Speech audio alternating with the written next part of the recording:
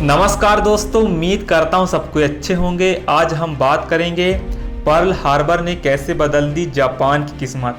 जब द्वितीय विश्व युद्ध चल रहा था उस समय कई देश युद्ध करने में लगे हुए थे, लेकिन अमेरिका इन सभी से अपना दूरी बना के रखा था। लेकिन जापान के एक हमले ने अमेरिका को हिला दिया और अमेरिका ने मित्र राष्ट्रों की ओर से युद्ध में लड़ने के लिए उतर गया था। अगर देखा जाए 7 दिसंबर 1941 को प्रशांत महासागर के बीच एक द्वीप समूह पर यानी कि पर्ल हार्बर पर जापान ने ऐसी बमबारी की जिसके चलते अमेरिका के 2400 से ज़्यादा अमेरिकी जवान मारे गए थे और 19 जहाज़ जिसमें 8 जंगी जहाज़ थे नष्ट हो गए थे। अगर देखा जाए 328 अमेरिका के जो विमान थे वह नष्ट हो गए पूरी तरह से।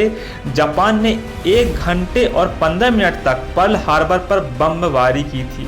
पर्ल हार्बर पर जापान ने 1 घंटा 15 मिनट पर बमबारी की थी और इस हमले में 100 से ज़्यादा जापानी सैनिक भी मारे गए थे। और इसके बाद अमेरिका सीधे तौर पर दूसरे विश्व युद्ध में शामिल हो गया और मित्र राष्ट्रों की ओर से उसने मोर्चा संभाल लिया। उस दौरान मित्र राष्ट्र काफ़ी ज़्यादा ताकतवर हो गए थे जब अमेरिका उनके बीच शामिल हो गया और फिर अमेरिका ने अपना बदला भी ले लिया था।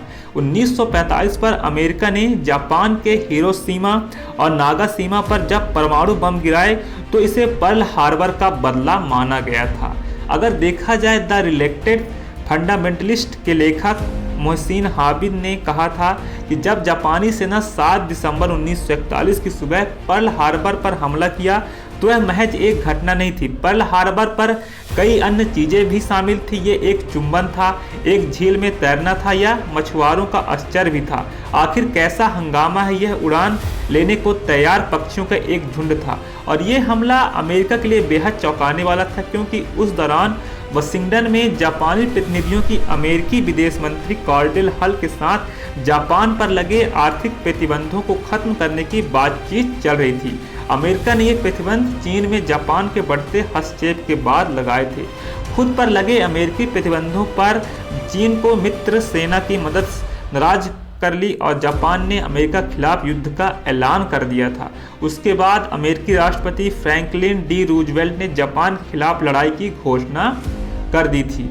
अगर देखा जाए जब पर्ल हार्बर पर जापान ने हमला किया था उस दौरान काफ़ी ज़्यादा सेना अमेरिका के नष्ट हुए थे और पर्ल हार्बर के बाद अमेरिका ने अपना बदला नागासाकी और हिरोशिमा पर परमाणु बम गिराकर अपना बदला लिया था।